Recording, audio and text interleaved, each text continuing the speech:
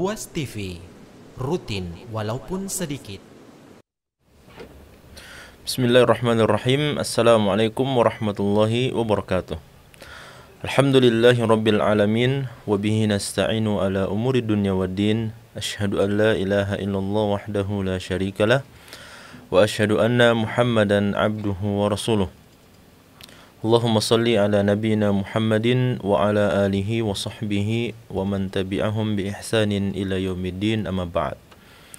Pemirsa Ruas TV yang dirahmati oleh Allah Subhanahu wa taala, alhamdulillah kita bersyukur kehadirat Allah Subhanahu wa taala. Oleh karena dalam kajian syarah Arba'in Nawawiyah yang terakhir ini, Allah Subhanahu wa taala masih memberikan berbagai macam kenikmatan, limpahan karunia dan keutamaan kepada kita semua, sehingga berbagai ketaatan, amal soleh dan ibadah dapat terus kita kerjakan, dan semoga kita bisa konsisten sampai dengan kita bertemu dengan ajal atau kematian kita. Salawat dan salam semoga senantiasa tercurahkan kepada baginda Rasulullah Muhammad sallallahu alaihi wasallam, qudwah hasanah dan suri tauladan kita semua, yang mengajarkan kita dan menganjurkan kepada kita untuk banyak meminta ampun dan bertaubat kepada Allah Subhanahu wa ta'ala atas dosa-dosa dan kesalahan yang kita lakukan. Oleh karena ampunan atau luasnya rahmat dan ampunan Allah Subhanahu wa ta'ala tidak bertepi ataupun tidak berujung, sehingga sangat merugilah orang-orang yang tidak memanfaatkan atau tidak mempergunakan luasnya rahmat Allah dan ampunan Allah Subhanahu wa taala tersebut dengan banyak bertaubat dan meminta ampun kepada Allah Subhanahu wa taala. Olehnya dalam kajian pembahasan hadis yang terakhir dari Arba'in Nawawiyah ini, kita mengangkat tema yang berjudul luasnya ampunan Allah Subhanahu wa taala, dan hal ini berdasarkan hadis yang ke-42 yang disebutkan oleh Al-Imam An-Nawawi rahimahullahu taala dalam kitab Arba'in Nawawiyah beliau ini. An Anas bin Malik radhiyallahu anhu qala, dari Anas bin Malik, semoga Allah meridhai beliau mengatakan, sami'tu Rasulullah sallallahu alaihi wa alihi wasallam yaqul, saya pernah mendengarkan Rasulullah sallallahu alaihi wa alihi wasallam bersabda, qala Allah taala, Allah Subhanahu wa taala berfirman. Nah, itu berarti kita bisa mengetahui bahwasanya hadis ini, hadis Anas bin Malik ini adalah hadis qudsi yang diriwayatkan oleh Rasulullah sallallahu alaihi wasallam dari Allah Subhanahu wa taala, di mana Allah Subhanahu wa taala berfirman di dalam hadis qudsi ini, ya ibna Adam, wahai anak Adam, innaka ma da'autani wa rajautani ghafartu laka ala ma kana minka wala ubali. Ya, sesungguhnya engkau senantiasa berdoa kepadaku, kata Allah, dan berharap kepadaku, ghafartu laka, niscaya aku akan mengampuni dosa-dosamu, ala ma kana minka wala ubali, ya, atas seluruh dosa-dosa, kesalahan dan kemaksiatan yang kamu lakukan, wala ubali, dan saya tidak akan memikirkan persoalan ampunan tersebut. Allah Subhanahu wa taala akan mengampuni hambanya yang senantiasa meminta ampunan dari Allah Subhanahu wa taala dan terus memiliki raja atau pengharapan kepada Allah Subhanahu wa taala.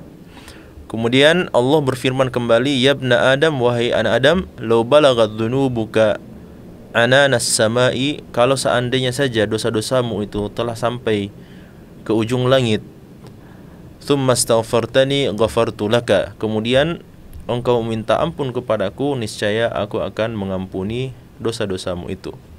Ya ibna Adam, kemudian Allah berfirman kembali, wahai anak Adam, law ataitani biqurabil ardi khataya, kalau seandainya engkau datang kepadaku, engkau menghadap kepadaku dengan sepenuh bumi dosa-dosa dan kesalahan, kemaksiatan kepada Allah Subhanahu wa taala, thumma laqitani la tusyriku bi syai'a, kemudian engkau menjumpai saya, mendatangi saya dalam keadaan tidak melakukan kesyirikan, tidak menyekutukan Allah Subhanahu wa taala dengan sesuatu pun selain Allah Subhanahu wa taala, la ataituka biqurabiha maghfiratan. Niscaya aku akan mendatangimu juga dengan sepenuh bumi ampunan kepadamu. Rawahu Tirmidzi wa qala haditsun hasanun sahih. Hadis ini kata Al-Imam An-Nawawi diriwayatkan oleh Imam At-Tirmidzi dan beliau menghasan sahihkan hadis ini. Nah, pemirsa Roast TV yang dirahmati oleh Allah Subhanahu wa taala. Persoalan ampunan Allah Subhanahu wa taala ini adalah tentu saja salah satu di antara pintu rahmat Allah Subhanahu wa taala yang maha luas. Makanya di dalam Al-Qur'an Allah Subhanahu wa taala mengatakan wa rahmati wasi'at kulla syai', dan rahmatku kata Allah Subhanahu wa taala meliputi segala sesuatu. Rahmat Allah Subhanahu wa taala mencakup segala sesuatu. Ya, bahkan kita semua tahu bahwasanya jangankan orang-orang beriman, jangankan orang-orang yang saleh, orang-orang yang percaya kepada Allah Subhanahu wa taala, jangankan seorang muslim, orang kafir sekalipun dirahmati oleh Allah Subhanahu wa taala dengan rahmatnya yang umum kepada seluruh makhluk Allah Subhanahu wa taala. Makanya ketika para ulama tafsir mengomentari firman Allah Subhanahu wa taala Bismillahirrahmanirrahim, ayat pertama dari surah Al-Fatihah, para ulama tafsir mengatakan bahwa yang dimaksud dengan nama Allah atau dua nama Allah Ar-Rahman dan Ar-Rahim di sini, bahwasanya Ar-Rahman itu dia membawa sifat rahmat Allah Subhanahu wa taala yang umum kepada seluruh ciptaan Allah Subhanahu wa taala. Makanya kita rahmat Allah Subhanahu wa taala ini atau kasih sayang Allah Subhanahu wa taala ini akan didapatkan oleh seluruh makhluk Allah Subhanahu wa taala, baik itu mereka yang beriman kepada Allah atau mereka yang munafik atau mereka yang kafir kepada Allah Subhanahu wa taala. Mereka semuanya mendapatkan rahmat Allah Subhanahu wa taala yang umum yang diberikan kepada seluruh makhluknya, termasuk juga hewan-hewan misalnya, tumbuh-tumbuhan dan sebagainya. Maka di antara bentuk rahmat Allah Subhanahu wa taala kepada mereka adalah diciptakannya sistem kehidupan dalam dunia ini di mana mereka mendapatkan manfaat dan maslahat dari sistem tersebut. Ya, sebagai contoh misalnya adanya sistem tata surya, kemudian adanya sistem siang dan malam, kemudian adanya sistem kelahiran dan kematian. Itu semua adalah bagian dari rahmat Allah kepada seluruh alam ini. Kita tidak bisa bayangkan kalau seandainya Allah Subhanahu wa taala mengakhirkan yang namanya kematian dan tidak terjadi kematian kecuali nanti di akhir zaman atau kecuali nanti di hari kiamat. Maka kita tidak bisa membayangkan bagaimana bentuk manusia apabila mereka tidak diwafatkan atau dimatikan oleh Allah Subhanahu wa taala. Dan akan ada berapa banyak manusia yang hidup dan tinggal di permukaan bumi ini kalau seandainya mereka tidak mengalami kematian. Maka di antara rahmat Allah Subhanahu wa taala, Allah mematikan sebagian makhluknya, sebagian ciptaannya sebagai rahmat bagi mereka-mereka yang belum ditakdirkan untuk meninggal atau diwafatkan oleh Allah Subhanahu wa taala.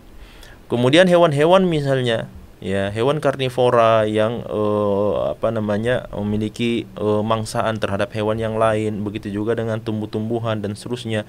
Itu adalah bagian daripada pengaturan dan bagian daripada rahmat Allah Subhanahu wa taala kepada alam semesta ini, agar kemudian kita bisa mengambil maslahat dan manfaat dari sistem tata surya atau sistem alam semesta yang Allah Subhanahu wa taala ciptakan sebagai bentuk rahmat untuk seluruh alam. Kemudian ada rahmat Allah Subhanahu wa taala yang tidak diberikan kecuali hanya untuk orang-orang beriman.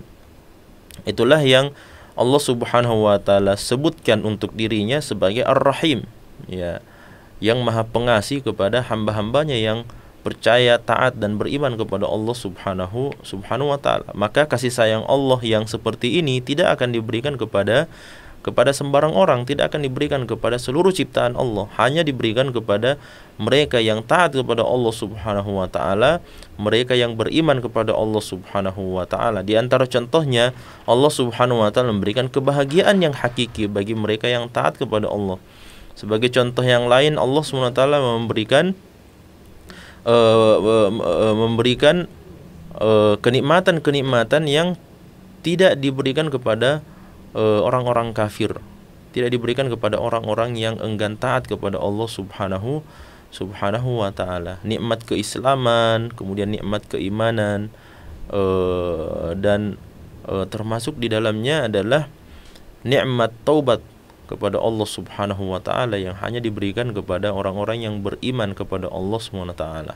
Sebanyak apapun orang-orang kafir bertaubat, maka pertaubatannya tidak akan diterima oleh Allah Subhanahu wa taala. Kenapa? Karena mereka tidak memegang kunci utama daripada pertaubatan itu, ya, yaitu ketika dia percaya kepada Allah Subhanahu wa taala dan ingin inabah kepada Allah Subhanahu wa taala, maka pertobatannya nanti akan diterima ketika dia betul-betul percaya kepada Allah Subhanahu wa taala. Nah, bagaimana caranya dia ingin bertobat kepada Allah sedangkan dia sendiri tidak percaya dengan ketuhanan Allah Subhanahu wa taala.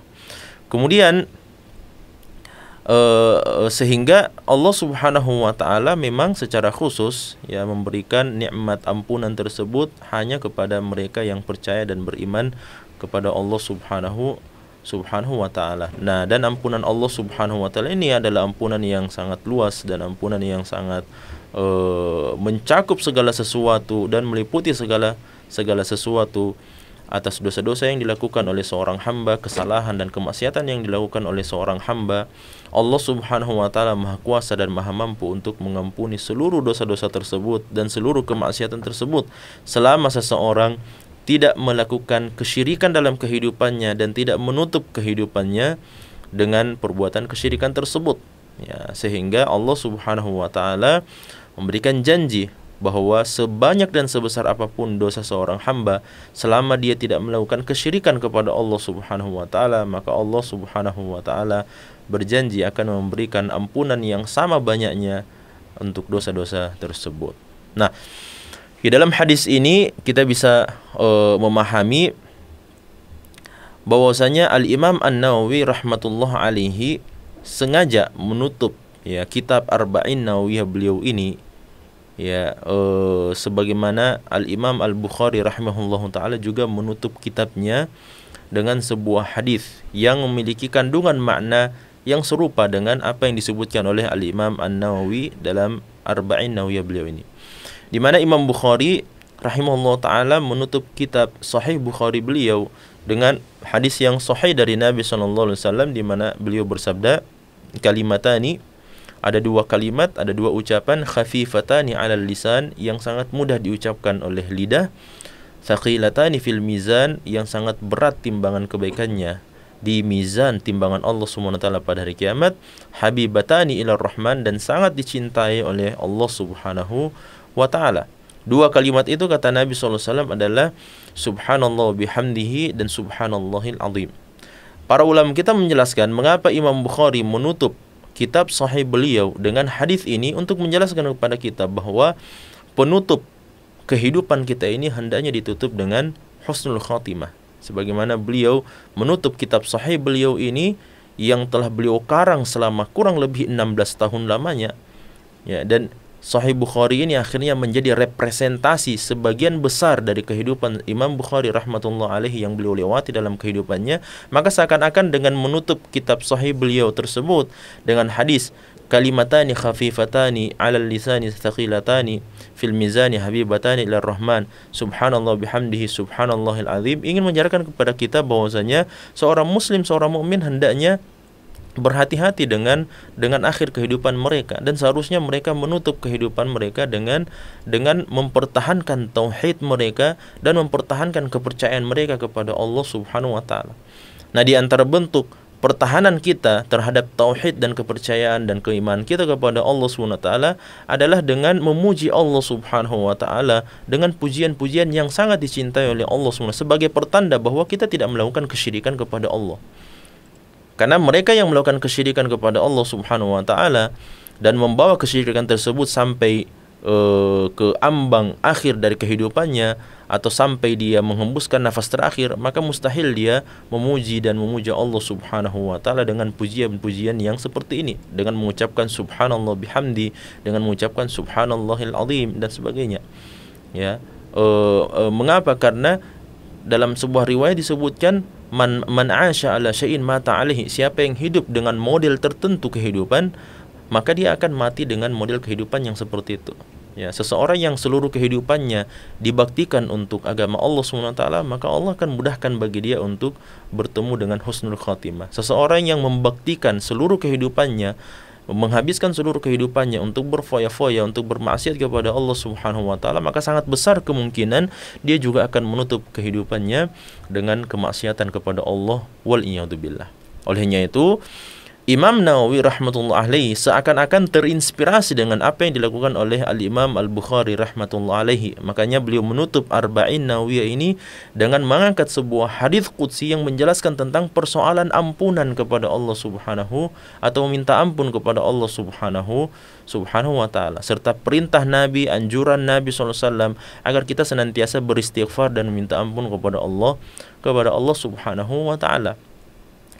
Oleh karena meminta ampun kepada Allah Subhanahu wa taala tentu saja adalah bagian di antara amal soleh yang sangat mulia, yang sangat utama, dan dia sepantasnya untuk diperbanyak oleh seorang muslim ketika dia menghadapi akhir kehidupannya. Dia mestinya banyak beristighfar, meminta ampun kepada Allah Subhanahu wa taala, apatah lagi tatkala dia sedang menghadapi fase-fase atau masa-masa sakaratul mautnya. Memperbanyak ucapan la ilaha illallah, memperbanyak tasbih dan zikir kepada Allah, memperbanyak tahmid kepada Allah, dan memperbanyak istighfarnya kepada Allah Subhanahu wa taala.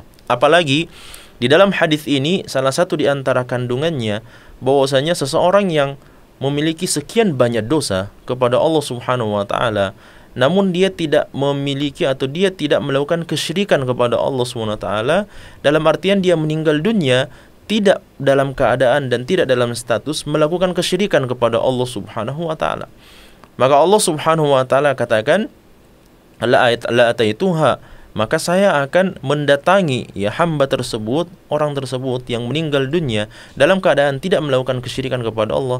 Saya akan mendatangi dia dengan ampunan seluas bumi juga, sebagaimana dosa yang dia miliki, dosa-dosa yang sangat banyak seluas bumi, maka Allah akan datangkan juga kepada dia ampunan Allah Subhanahu wa taala seluas bumi. Maka di dalam hadis ini juga memberikan benang merah, ya, sebagaimana hadis yang disebutkan oleh Al-Imam Al-Bukhari rahmatullah alaihi dalam kitab sahih beliau. Begitu juga dengan hadis ini, bahwasanya di dalamnya terdapat pelajaran bahwa seseorang hendaknya berhati-hati dari persoalan kesyirikan kepada Allah Subhanahu wa taala, apalagi sampai dia meninggal dunia dalam keadaan musyrik, dalam keadaan melakukan kesyirikan kepada Allah Subhanahu wa taala, mempercayai kekuatan-kekuatan, hal-hal yang di luar nalar, kemudian hal-hal yang bisa memberikan efek, memberikan pengaruh dalam kehidupan dunia di luar seizin Allah Subhanahu wa taala, dan seterusnya dan sebagainya. Maka ini mesti kita berhati-hati, ya, mesti berhati-hati. Jangan sampai Allah memanggil kita dalam keadaan kita memiliki keyakinan yang seperti itu atau melakukan tindak perbuatan kesyirikan kepada Allah Subhanahu wa taala. Karena sekali kita melakukan itu, waliyadzubillah, dan ketika seseorang menutup hidupnya dalam status melakukan kesyirikan atau sebagai seorang musyrik, maka Allah mustahil bagi Allah SWT untuk memberikan ampunan kepada dia. Sebaliknya, dia akan diazab oleh Allah Subhanahu wa taala di dalam api neraka dan akan kekal selama-lamanya dalam neraka Allah Subhanahu wa taala, wal iyadzubillah. Olehnya itu terdapat isyarat, ya, pada hadis yang terakhir dari Arba'in Nawawiyah ini, bahwa Imam Nawawi ingin mengajarkan kepada kita untuk mari memperbanyak, ya, permintaan ampunan kita kepada Allah, istighfar kita kepada Allah Subhanahu wa taala, dan mari memperbanyak, ya, was-was atau sikap hati-hati kita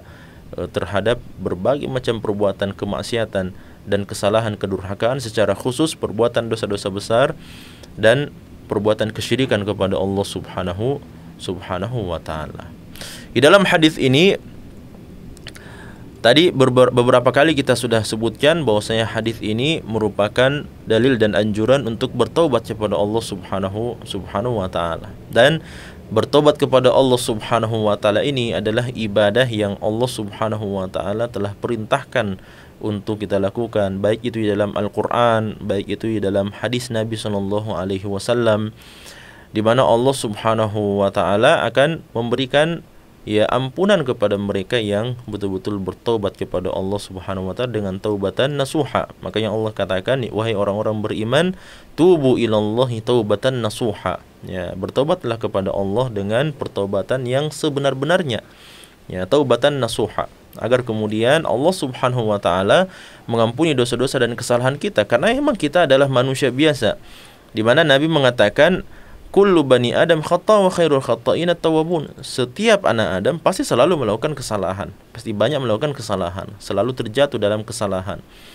Ya, namun sebaik-baik mereka yang melakukan kesalahan adalah mereka yang mencontoh bapaknya, mereka yang mencontoh ibunya, yaitu Nabi Adam dan Hawa alaihissalam. Ketika mereka melakukan kesalahan, kemaksiatan kepada Allah Subhanahu wa taala, mereka segera bertobat kepada Allah Subhanahu wa taala. Maka seharusnya kita sebagai anak keturunan dari Nabi Adam alaihissalam dan Hawa, seharusnya kita mencontoh ibu bapak kita, bahwa ketika kita melakukan kesalahan, maka kita mesti segera bertobat kepada Allah Subhanahu wa taala. Dan bertobat kepada Allah itu dengan dua cara tentu saja. Yang pertama adalah dengan memperbanyak amal soleh setelah melakukan kesalahan, karena amal soleh itu akan menutupi dan menghapuskan kesalahan dari dosa-dosa kecil yang kita lakukan sebelumnya.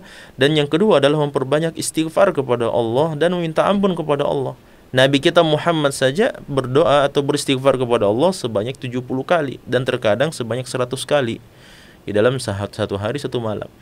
Nah, apalagi dengan kita sebagai manusia biasa, kita bukan nabi dan kita bukan rasul Allah Subhanahu wa taala, kita hanya hamba Allah Subhanahu wa taala, seorang mukmin yang memiliki banyak kesalahan, segudang kemaksiatan. Maka seharusnya kita memperbanyak meminta ampun kepada Allah dan beristighfar kepada Allah Subhanahu wa taala. Kemudian hadis ini juga mengajarkan seseorang untuk senantiasa berbaik sangka kepada Allah Subhanahu wa taala. Makanya dalam hadis qudsi ini Allah mengatakan, innaka ma da'autani wa rajautani. Ya, Allah mengatakan, sesungguhnya selama engkau senantiasa berdoa kepada saya, kata Allah, dan berharap kepada saya, kata Allah Subhanahu wa taala. Nah, dalam hadis ini mengajarkan kepada kita untuk selalu berbaik sangka, ya, selalu berharap kepada Allah Subhanahu wa taala. Kenapa? Karena kalau kita tidak berharap kepada Allah, maka kepada siapa kita mau berharap? Kita mau berharap kepada segala sesuatu selain Allah Subhanahu wa taala, maka itu hanya akan memunculkan dan menyebabkan sakit hati. Ya, kenapa? Karena mereka juga, orang-orang yang kita berharap kepada mereka pun juga berharap kepada Allah Subhanahu wa taala, kalau memang betul dia beriman kepada Allah. Apalagi kalau kita berharap kepada sesuatu yang tidak bisa memberikan pengharapan sama sekali. Ya, ada orang yang datang berdoa kepada kuburan, ada orang yang datang berdoa kepada pepohonan, kepada bebatuan, kepada tali ini dan seterusnya, ke sumur ini dan sebagainya.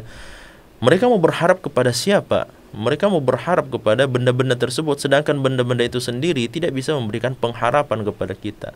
Untuk memberikan manfaat untuk diri mereka sendiri, mereka tidak mampu. Ya, mereka tidak mampu. Para alim ulama atau para syekh, para ulama dan seterusnya, orang-orang yang sudah diwafatkan oleh Allah Subhanahu wa taala, maka tidak ada lagi kemampuan yang mereka bisa lakukan. Mereka tidak bisa lagi memberikan manfaat sebagaimana mereka bisa berikan manfaat dalam kehidupan dunia ketika kita meminta bantuan kepada dia. Apalagi kalau sampai kita berharap menginginkan sesuatu yang di luar daripada kemampuan makhluk Allah Subhanahu wa taala, apalagi dalam status dia telah meninggal dunia, waliyadzubillah. Ya. Ataukah mereka yang datang ke sungai fulan misalnya, kemudian menenggelamkan sesajen dan sebagainya, lalu berharap agar kemudian Allah Subhanahu wa taala menurunkan berkahnya, menurunkan rahmatnya dan sebagainya melalui amalan yang tidak disyariatkan oleh agama Islam. Maka kita ingin sebenarnya berharap kepada siapa? Ya, kenapa kita tidak berharap langsung kepada Allah Subhanahu wa taala yang menggenggam dan memiliki segala sesuatu dalam kehidupan kita? Ya, makanya di dalam hadis qudsi lainnya Allah Subhanahu wa taala mengatakan, ana 'inda dhanni 'abdi bi falyadhunna kullu wahidin. Kata Allah Subhanahu wa taala, sungguhnya saya ini sebagaimana persangkaan hambaku kepada saya. Ya, maka setiap orang, setiap hamba silahkan dia berprasangka seperti apa kepada Allah Subhanahu wa taala. Kalau ingin berprasangka baik kepada Allah, maka Allah akan berikan kebaikan itu. Kalau dia berprasangka buruk kepada Allah, maka Allah Subhanahu wa taala akan merealisasikan persangkaan buruknya itu kepada Allah Subhanahu wa taala. Nah, oleh karena itu kita mesti dalam kehidupan kita ini mesti seimbang dalam kehidupan kita ini. Kita mencintai Allah Subhanahu wa taala sebagai inti daripada ibadah hati kita. Kemudian kita takut kepada Allah Subhanahu wa taala karena Allah Subhanahu wa taala adalah zat yang maha perkasa. Kemudian kita juga berprasangka baik kepada Allah Subhanahu wa taala dan berharap kepada Allah Subhanahu wa taala. Kita rojak kepada Allah Subhanahu wa taala agar kemudian kita tetap mendapatkan atau kita tetap memiliki kehidupan yang seimbang, yang balance, ya. Kita tidak lebih kepada rasa takut kita atau dominan rasa takut kita kepada Allah Subhanahu wa taala sehingga menghilangkan pengharapan kita kepada Allah, atau kita berharap dan banyak berharap kepada Allah lalu kemudian kita tidak takut kepada Allah Subhanahu wa taala. Ya, kenapa? Karena seseorang yang tidak memiliki keseimbangan dalam persoalan rasa khauf dan rasa rojaknya kepada Allah Subhanahu wa taala, maka dia akan binasa tentu saja. Dia pasti akan binasa. Orang yang rasa khaufnya kepada Allah Subhanahu wa taala sangat-sangat dominan, maka itu akan mengeluarkan dia dari jalur yang dibenarkan. Sebaliknya, ya, seseorang yang terus berharap dan banyak berharap kepada Allah Subhanahu wa taala, ya, saya akan diampuni oleh Allah. Allah itu maha luas rahmatnya, Allah maha luas ampunannya. Lalu kemudian dia terus-menerus berbuat kesalahan dan berbuat dosa kepada Allah Subhanahu wa taala, maka boleh jadi rasa pengharapannya itu yang terlalu dominan pada dirinya dan melupakan rasa khaufnya kepada Allah Subhanahu wa taala, itulah yang justru akan membinasakan dia dalam kehidupan dunia dan akhirat. Oleh karena itu mesti balance antara rasa takut kita kepada Allah Subhanahu wa taala dan rasa roja pengharapan kita kepada Allah Subhanahu wa taala. Kemudian hadis ini juga menunjukkan, ya, kelembutan Allah Subhanahu wa taala kepada hamba-hambanya. Ya, makanya dalam hadis ini Allah Subhanahu wa taala mengatakan, ya ibna Adam, ya, wahai anak Adam, ya, wahai keturunan Adam alaihissalam. Ya, ini adalah panggilan dari Allah Subhanahu wa taala dengan panggilan yang sangat lembut, ya, panggilan Allah Subhanahu wa taala yang maha kuasa, yang maha perkasa, Tuhan seluruh alam yang menciptakan segala sesuatu. Kalau seandainya Allah Subhanahu wa taala marah dan tidak mengampuni Nabi Adam alaihissalam, maka boleh jadi Allah Subhanahu wa taala tidak akan mengakui seluruh keturunan Nabi Adam alaihissalam karena Allah sudah marah dan benci kepada bapak kita semua. Namun Allah Subhanahu wa taala menunjukkan kelembutannya kepada Adam alaihissalam. Meskipun Nabi Adam dan Hawa alaihissalam melakukan kemaksiatan dan dosa kepada Allah di dalam surganya, namun Allah Subhanahu wa taala mengajarkan kepada Nabi Adam untuk meminta ampun kepada Allah Subhanahu wa taala, dan Allah ampuni dosa tersebut, dan Allah rahmati Nabi Adam dan Hawa alaihissalam, dan Allah Subhanahu wa taala mengangkat Nabi Adam alaihissalam sebagai khalifatan fil ardi setelah diturunkan ke dalam permukaan bumi ini. Sebaliknya, ketika Iblis laknatullah alaihi bermaksiat kepada Allah Subhanahu wa taala di dalam syurganya, Allah Subhanahu wa taala mengusir iblis dan melaknat iblis ila qiyamis sa'a, sampai Allah Subhanahu wa taala menegakkan hari kiamat. Tidak ada ampunan bagi dia, tidak ada maaf bagi dia, tidak ada rahmat dari Allah Subhanahu wa taala. Makanya dia disebut sebagai iblis laknatullah alaihi, dan laknat itu artinya al-matrud an rahmatillah, yaitu orang yang terusir dari rahmat Allah Subhanahu wa taala, orang yang tidak akan pernah mendapatkan rahmat Allah Subhanahu wa taala lagi. Oleh karena itu Allah Subhanahu wa taala telah memberikan ampunannya, telah memberikan kelembutannya dan rahmatnya kepada Nabi Adam dan Hawa alaihissalam, meskipun keduanya melakukan kesalahan dalam kehidupan surga.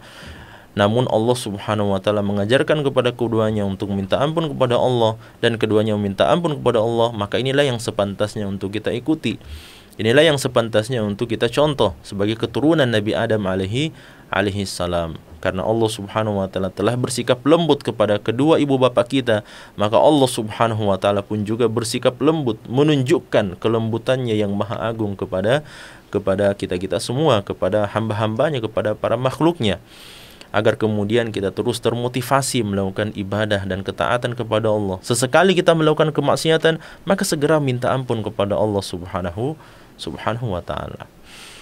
Kemudian hadis ini juga menjelaskan luasnya rahmat Allah Subhanahu wa taala dan luasnya ampunan Allah Subhanahu wa taala. Bahkan rahmat Allah dan ampunan Allah Subhanahu wa taala tidak memiliki tepi sama sekali.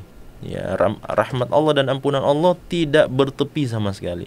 Allah Subhanahu wa taala Maha mampu memberikan rahmat kepada siapa yang Dia inginkan dan memberikan ampunan kepada siapa yang Dia inginkan. Sebesar dan sebanyak apapun perbuatan dosa seorang hamba, meskipun dia belum sempat bertaubat kepada Allah, sebagaimana makna dari bagian akhir daripada hadis ini, seseorang yang memiliki dosa yang sangat banyak, ya sepenuh langit atau sepenuh bumi, dosa-dosa tersebut dilakukan kepada Allah Subhanahu wa taala. Namun dia datang kepada Allah, la yusyriku bi syai'a. Dia tidak melakukan kesyirikan kepada Allah Subhanahu wa taala.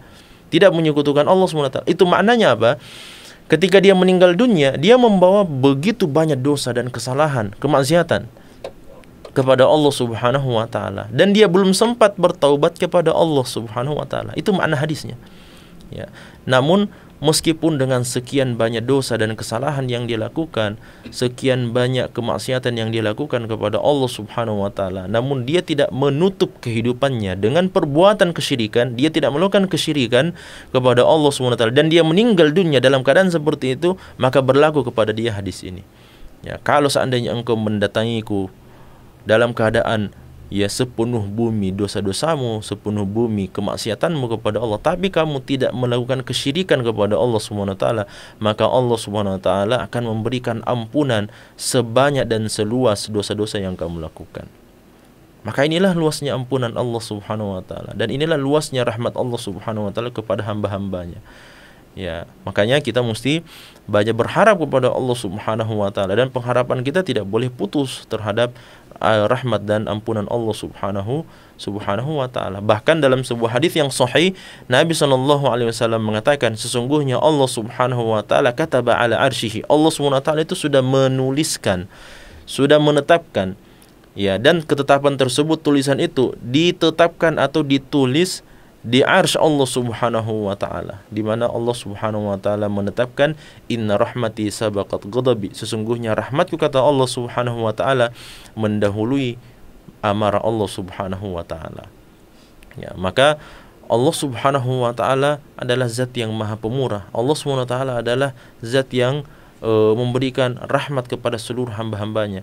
Allah Subhanahu wa taala zat yang maha luas ampunannya. Namun di saat yang sama, Allah Subhanahu wa taala juga bisa marah. Allah Subhanahu wa taala juga menunjukkan kemarahannya kepada mereka yang melakukan kesyirikan, kepada mereka yang melakukan kemaksiatan. Seperti hadis yang pernah kita bahas, ya, di mana Nabi SAW mengatakan, man adali waliyan faqad adzantuhu bil harbi, barang siapa yang menyakiti salah seorang dari kekasih-kekasihku, kata Allah Subhanahu wa taala, maka saya telah proklamirkan kepada dia peperangan, ya, atas perbuatan tersebut.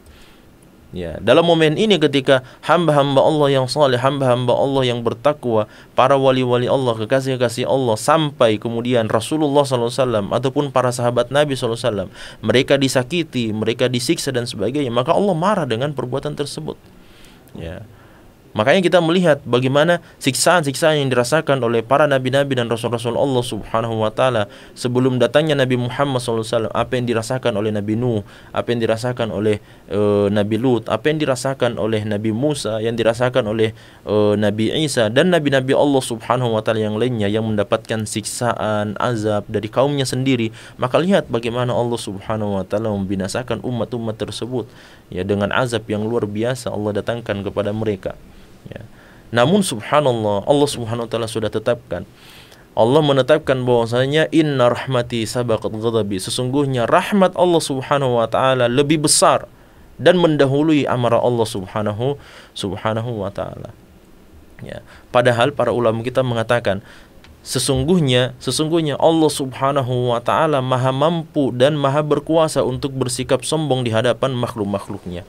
Allah Subhanahu wa taala, bisa kita bayangkan perkataan ini, inna rahmati sabaqat ghadabi, ditulis oleh Allah Subhanahu wa taala di arsy, dan arsy itu kita tahu bersama bahwasanya dia adalah ciptaan Allah Subhanahu wa taala yang terbesar, dan tidak ada lagi ciptaan Allah Subhanahu wa taala yang lebih besar daripada arsy Allah Subhanahu wa taala. Itulah ciptaan dan itulah makhluk Allah yang paling besar. Ya, mengalahkan besarnya seluruh makhluk Allah, bahkan alam semesta beserta seluruh langit-langit Allah yang memiliki 7 lapisan itu masih dikalahkan oleh arsy Allah Subhanahu wa taala. Dan Allah Subhanahu wa taala mustawin ala arsyihi, Allah Subhanahu wa taala tinggi di atas arsy Allah Subhanahu wa taala. Namun coba lihat bagaimana bagaimana ketetapan Allah Subhanahu wa taala yang Dia inginkan untuk seluruh hamba-hambanya, untuk seluruh makhluk-makhluknya. Seharusnya Allah Subhanahu wa taala ketika menjelaskan bahwa Dia beristiwa di atas arsy-Nya, Dia tinggi di atas arsy-Nya, dan arsy Allah Subhanahu wa taala adalah benda ataupun makhluk yang paling besar dari ciptaan Allah Subhanahu wa taala, seharusnya Allah Subhanahu wa taala maha mampu untuk bersikap sombong di hadapan seluruh makhluknya.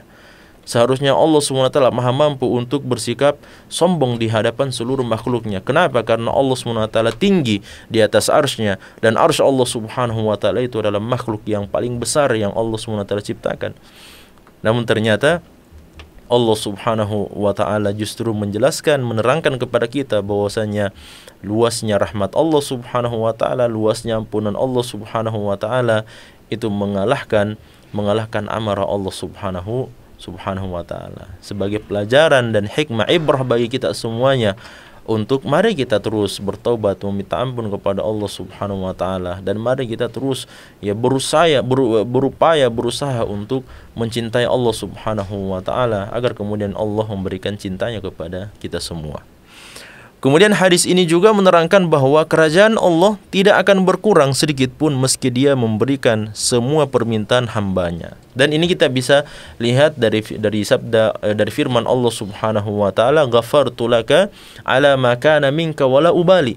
Ya, Allah tidak peduli sebanyak apapun perbuatan dosa yang kita lakukan. Kalau kita berdoa kepada Allah dan meminta ampun kepada Allah, Allah akan ampuni dosa-dosa kita. Wala ubali, dan Allah tidak akan peduli sebanyak apa dosa kalian, Allah Subhanahu wa taala akan ampuni. Sebanyak itu juga ampunan Allah Subhanahu wa taala. Ya, dan Allah tidak peduli dalam artian apa? Bahwasanya kerajaan Allah sebanyak apapun permintaan seorang hamba kepada Allah Subhanahu wa taala, dan apabila seluruh permintaan itu dikabulkan oleh Allah Subhanahu wa taala, maka kerajaan Allah Subhanahu wa taala tidak akan berkurang sedikit pun, Ya.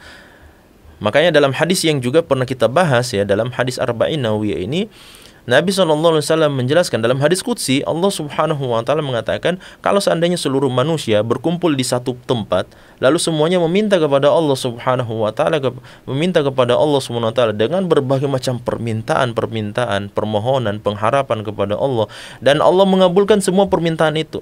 Seluruh makhluk Allah SWT dari bangsa jin dan manusia, yang pertama sampai yang terakhir, semuanya dikumpulkan dan semuanya minta kepada Allah dan dikabulkan semua permintaannya, tidak akan berkurang sesuatu pun di sisi Allah Subhanahu wa taala, illa kama yanqusul mikhyatu idza udkhilal bahar, kecuali sebagaimana kalau kita memasukkan jarum ke dalam lautan yang sangat luas, maka lihatlah apa yang menetes dari jarum tersebut, itulah apa yang Allah berikan kepada umat manusia, itulah yang Allah berikan kepada bangsa jin. Dari makhluk yang paling pertama sampai makhluk yang paling terakhir dari bangsa jin dan manusia, itulah apa yang menetes, itulah yang Allah berikan kepada mereka. Sedangkan yang tersisa dari kerajaan dan kekuasaan Allah Subhanahu wa taala, dari kekayaan Allah Subhanahu wa taala adalah seluas lautan yang kita lihat. Ya. Nah, oleh karena itu tidak akan berkurang sama sekali kerajaan Allah, kekuasaan Allah Subhanahu wa taala, kemuliaan Allah dan keagungan Allah Subhanahu wa taala.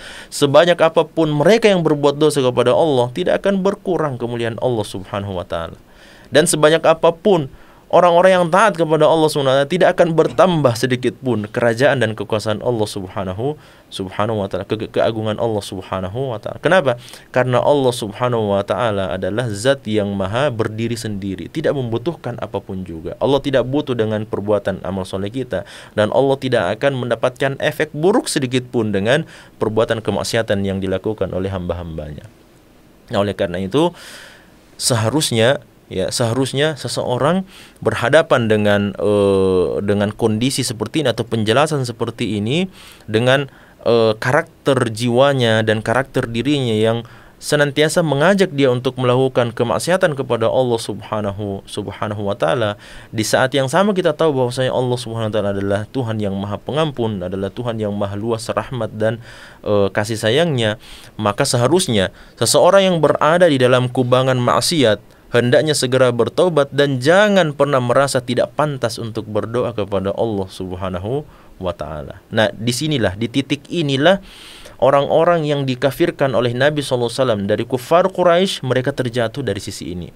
Ya, kenapa? Karena mereka menganggap bahwa diri mereka tidak pantas untuk berdoa langsung kepada Allah Subhanahu wa taala. Sehingga mereka membutuhkan berhala-berhala, mereka membutuhkan patung-patung Lat, Manat, Uzza dan sebagainya, agar kemudian mereka berdoa kepada patung-patung tersebut, dan patung-patung itulah yang akan menyampaikan doa-doa mereka, permintaan-permintaan mereka kepada Allah Subhanahu wa taala.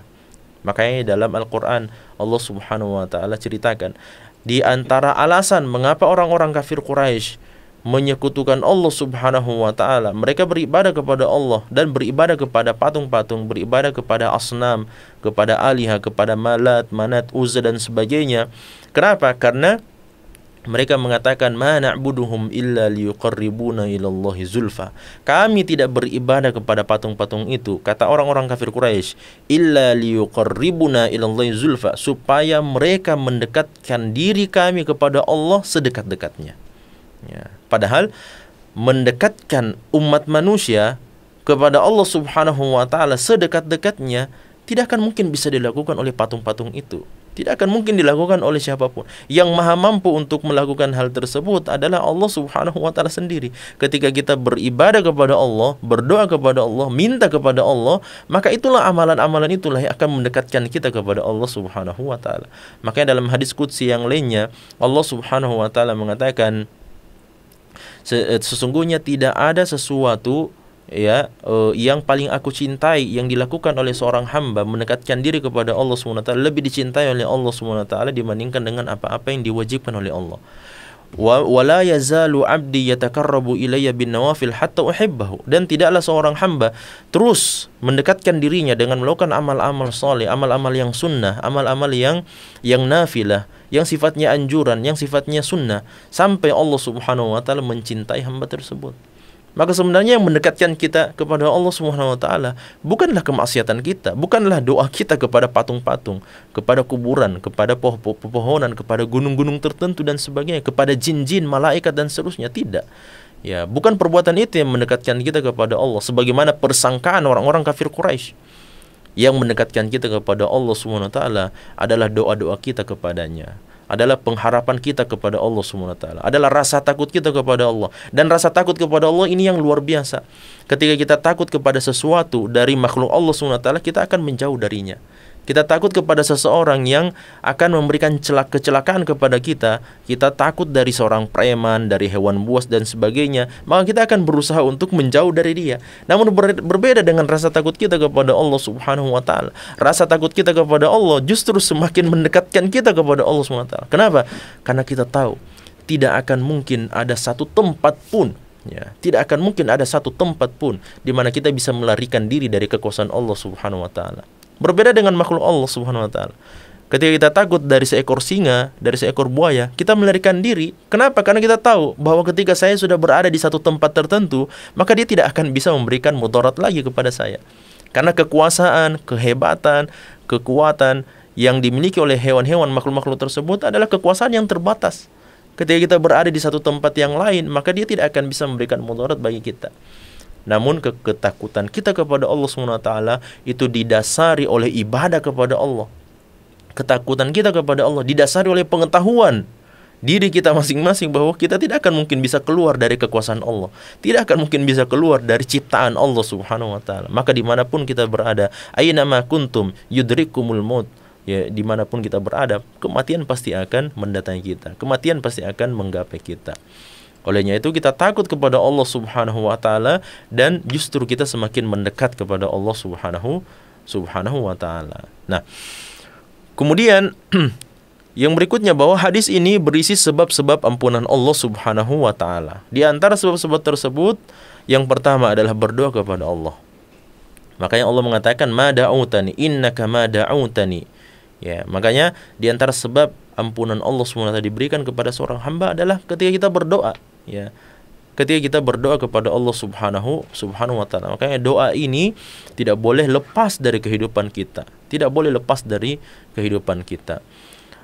Meskipun diriwayatkan dari Nabi SAW, di mana Rasulullah SAW mengatakan ad-du'a usilahul mu'min, doa itu adalah senjatanya orang-orang beriman. Namun perlu dicamkan, ini bukan hadis Nabi SAW, ini hanyalah perkataan hikmah dari sebagian ulama kita dan tidak benar disandarkan kepada hadis Rasulullah SAW. Namun khasiat doa itu kepada Allah Subhanahu wa taala memang sangat luar biasa. Bahkan Allah SWT dalam sebuah hadis, Allah Subhanahu wa taala justru marah ketika seorang hamba tidak pernah berdoa kepada Allah Subhanahu wa taala. Ya, tidak pernah minta kepada Allah Subhanahu wa taala, tidak pernah beribadah kepada Allah. Allah marah kepada kita. Kenapa? Karena semakin kita banyak berdoa kepada Allah, semakin menunjukkan rasa butuh kita kepada Allah Subhanahu wa taala. Semakin jarang dan semakin minim doa kita, ibadah kita kepada Allah, maka semakin menunjukkan rasa tidak butuh kita kepada Allah Subhanahu wa taala. Kalau kita menunjukkan rasa tidak butuh kepada Allah, di saat itulah Allah marah kepada kita. Yang kedua adalah berharap. Makanya Allah mengatakan innaka ma da'utani wa rajautani, berharap kepada Allah. Ya, di antara sebab orang yang tidak akan diijabah doanya kepada Allah SWT adalah orang-orang yang berdoa kepada Allah lantas dia sendiri tidak percaya apakah doa saya ini akan dikabulkan oleh Allah atau tidak. Ya, makanya Nabi SAW mengatakan dalam hadis yang lainnya, sesungguhnya doa-doa kalian akan senantiasa dikabulkan oleh Allah Subhanahu wa taala wa antum muqinuna bil ijabah. Dalam keadaan kalian percaya dan yakin bahwa Allah pasti akan memberikan ijabah.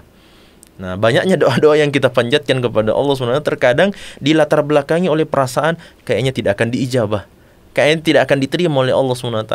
Nah, perasaan itulah yang justru akan memberikan efek terhadap ijabah dari Allah SWT. Ketika kita menganggap Allah tidak akan memberikan ijabah kepada kita, maka itulah yang akan terjadi. Makanya mesti percaya, berdoa kepada Allah, angkat kedua tangan kita dan percaya Allah Subhanahu wa taala akan mengabulkan doa kita, akan mengabulkan permintaan kita. Yang ketiga adalah istighfar. Wastaghfartani tsumma astaghfartani. Kemudian kamu minta ampun kepada Allah. Istighfar ini yang tidak boleh lepas dari kehidupan kita. Makanya Aisyah mengatakan, tuba liman wajada fi kitabihi istighfaran katsira. Beruntunglah orang-orang yang dalam kehidupan akhirat nanti dalam kitab catatan amalannya dia menemukan banyak istighfar kepada Allah Subhanahu wa taala. Kemudian yang keempat adalah at-tauhid. Makanya Allah mengatakan la tusyriku bi syai'a. Ya, engkau tidak melakukan kesyirikan dengan sesuatu pun kepada Allah Subhanahu wa taala. Maka ini empat sebab di mana Allah akan memberikan ijabah kepada doa-doa kita kepada Allah Subhanahu wa taala. Yang pertama adalah banyak berdoa kepada Allah. Yang kedua adalah senantiasa memiliki raja pengharapan kepada Allah. Yang ketiga istighfar yang tidak putus, dan yang keempat adalah senantiasa menjaga tauhid kita kepada Allah Subhanahu wa taala. Nah, hadis ini juga pemirsa sekalian mengisyaratkan agar manusia senantiasa mengagungkan Allah, dan di antara bentuk pengagungan kepada Allah bahwa Allah Subhanahu wa taala Maha Kuasa untuk mengampuni dosa sebanyak apapun dosa itu. Sebaliknya ketika dianggap bahwa Allah tidak akan mengampuni dosa-dosa kita, maka itu adalah adab yang buruk dan penghinaan kepada Allah Subhanahu wa taala. Ya. Terkadang ada orang-orang yang karena terlalu banyak melakukan perbuatan dosa, akhirnya dia menganggap Allah Subhanahu wa taala tidak akan mengampuni dosa-dosa saya lagi. Ini berbahaya. Ini hati-hati. Justru ketika kita menganggap bahwa Allah Subhanahu wa taala tidak akan mengampuni dosa-dosa kita dengan banyaknya perbuatan dosa yang kita lakukan, itu justru bentuk penghinaan kepada Allah Subhanahu wa taala. Kenapa? Karena kita sudah mengetahui bahwa Allah adalah Tuhan yang Maha Pengampun, Allah adalah Tuhan yang Maha Pengasih. Allah sangat mencintai hamba-hambanya. Bahkan dalam hadis yang lain, dalam hadis permisalan, Allah Subhanahu wa taala itu lebih senang dan lebih berbahagia dengan taubatnya seorang hamba yang telah melakukan kemaksiatan dibandingkan kebahagiaan sebuah keluarga dengan kedatangan seseorang dari bagian keluarganya yang hilang selama berapa lama. Ya, dan kalau pemirsa mengikuti kajian kita ini pernah kita bahas, ya, ketika sebuah keluarga misalnya salah seorang dari anggota keluarga itu hilang misalnya selama beberapa tahun, tiba-tiba saja tidak ada angin, tidak ada hujan, tiba-tiba saja orang yang hilang itu, bagian keluarga itu, dia datang dan kembali ke dalam dekapan keluarga tersebut. Maka kita tidak bisa bayangkan, semua keluarga itu, bagian dari keluarga itu pasti akan merasa senang, pasti akan merasa bahagia. ibunya pasti akan sangat bahagia, sang bapak juga akan sangat bahagia, saudara-saudarinya, keluarga besarnya pasti akan bahagia. Kenapa? Karena dalam pikiran mereka orang ini atau keluarga kita ini sudah meninggal dunia, karena sudah tidak ada info, tidak ada, dianggap sudah hilang dan sudah tidak akan mungkin kembali lagi. Ya, kata Nabi SAW, sesungguhnya rasa cinta Allah, rasa bahagia Allah Subhanahu wa ta'ala dengan taubatnya seorang hamba kepada Allah Subhanahu wa ta'ala lebih besar dibandingkan rasa bahagia ya sebuah keluarga dengan kedatangan satu orang anggota keluarganya yang hilang selama berapa lama. Maka Allah sangat bahagia dengan pertobatan kita. Allah sangat bahagia dengan rujuk inabah kita kepada Allah Subhanahu wa ta'ala. Setelah kita hilang selama berapa lama, hilang ditelan kemaksiatan, hilang di dalam kubangan kedurhakaan kepada Allah Subhanahu wa ta'ala, kita ingin kembali kepada Allah, maka Allah Subhanahu wa ta'ala sangat berbahagia ketika kita ingin kembali kepada fitrah kita, kembali kepada ibadah kepada Allah Subhanahu wa ta'ala. Yang terakhir, bahwa hadis ini menerangkan bahwasanya umat manusia senantiasa bergantung kepada Allah Subhanahu wa ta'ala. Ya, dan tidak akan mungkin ada seorang pun dari makhluk Allah Subhanahu wa ta'ala, dari ciptaan Allah Subhanahu wa ta'ala yang keluar dari konsekuensi ini, yang keluar dari sunnatullah ini. Setiap kita, siapapun itu, senantiasa bergantung kepada Allah Subhanahu wa ta'ala. Setiap detik, ya, setiap saat, setiap kedipan mata, setiap tarikan nafas, setiap hembusan nafas, ya, senantiasa kita membutuhkan Allah Subhanahu wa ta'ala. Allah Subhanahu wa ta'ala Maha Kaya dan tidak membutuhkan apapun dari seluruh ciptaannya, dan di saat yang sama kita adalah makhluk Allah yang sangat butuh dan senantiasa bergantung kepada Allah Subhanahu wa ta'ala. Makanya Allah katakan, qul huwallahu ahad, Allahus samad. Allah Subhanahu wa ta'ala itu adalah Tuhan, adalah zat yang senantiasa bergantung kepadanya seluruh ciptaan dan makhluk Allah Subhanahu wa ta'ala. Maka di antara bentuk ketergantungan kita kepada Allah Subhanahu wa ta'ala, kebergantungan kita kepada Allah adalah kita senantiasa meminta ampun dan beristighfar kepada Allah Subhanahu wa ta'ala. Mudah-mudahan Allah Subhanahu wa ta'ala memudahkan kehidupan kita semua dan kita bisa menutup kehidupan kita ini dengan istighfar dan meminta ampun kepada Allah Subhanahu wa ta'ala, dengan harapan mudah-mudahan Allah memberikan ampunan atas seluruh dosa dan kesalahan serta kemaksiatan yang pernah kita lakukan kepada Allah dalam kehidupan ini. Subhanakallahumma bihamdik, asyhadu an la ilaha anta astaghfiruka wa atubu ilaik, wa akhiru da'wana alhamdulillahi rabbil alamin. Wassalamualaikum warahmatullahi wabarakatuh.